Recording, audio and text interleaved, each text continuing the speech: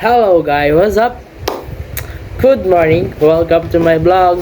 And today I'm gonna show you how to make class record in Microsoft Excel. So here I have laptop.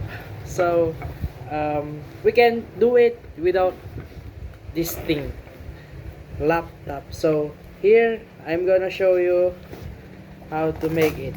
So let's go.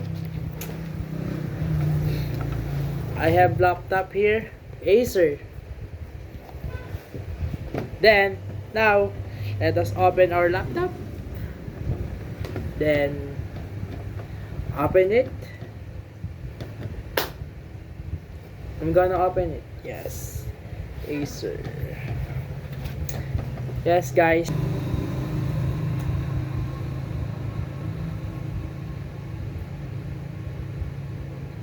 So let's go. First one, let us open the Microsoft Excel. Yes, Microsoft Excel. Then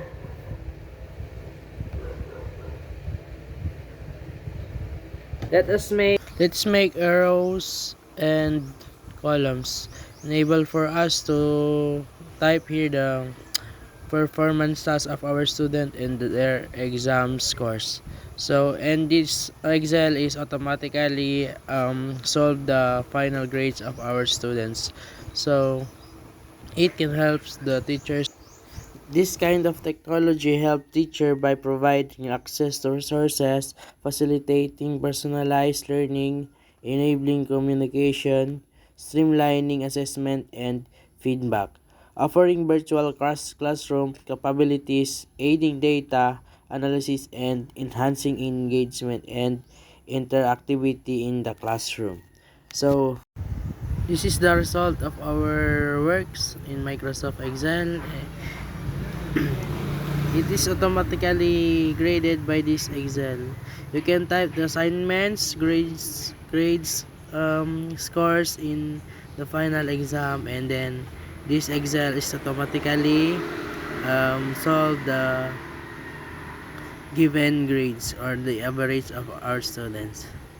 So yes, this is the result. That's all for today's guys. God bless. Enjoy your day. Thank you for watching. Yes. Thank you for watching guys. Salamat ng marami. Yes. Thank you Ma'am Jinbi Makiso. God bless po. Bye-bye po. Thank you for everything ma'am. Nakapakabait mo po. Yes ma'am. Thank you. See you po.